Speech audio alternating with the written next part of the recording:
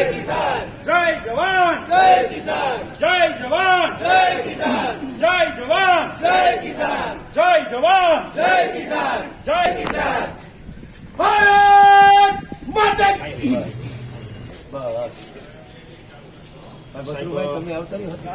ચોવીસ સાથે જે બગસરા તાલુકાની અંદર અતિ ભારે વરસાદ એક સાથે પડ્યો એના ભાગરૂપે બગસરા તાલુકાના ઘણા ગામો પ્રભાવિત થયા.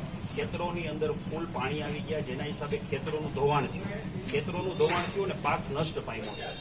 એટલે અમારી એવી માંગણી છે કે તાત્કાલિક ધોરણે આનું સર્વે થાય અને ખેડૂતોને તાત્કાલિક ધોરણે વળતર મળે તો જે ખેડૂત અત્યારે જેનું ફસલ બરબાદ થઈ ગઈ છે તે ખેડૂત પાછો ઊભો થાય. જે કર્જામાં ડૂબેલો લોન લીધેલી હોય ખેડૂતોએ તે એની પાછી લોન ભરપાઈ થઈ શકે એવી અમારી માંગણી છે. તો આ તાત્કાલિક ધોરણે આની ગતિવિધિ આગળ વધારો એવી અમારી માંગણી છે. આજે જ આપની રજૂઆત પછી અમારી એટલા ઝડપથી તમારું જે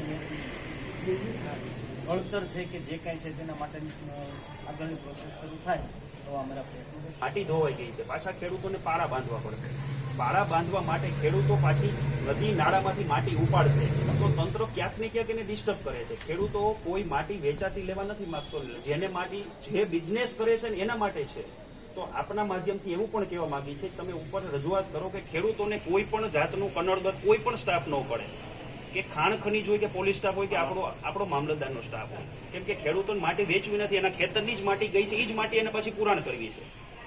એ શક્ય બનશે જ નહીં. કે એનું કારણ છે એ લેશે માટી, એમાંથી લેશે તો જ એનું ખેતર પાછું ભરપાઈ કરી શકશે. Thank you sir.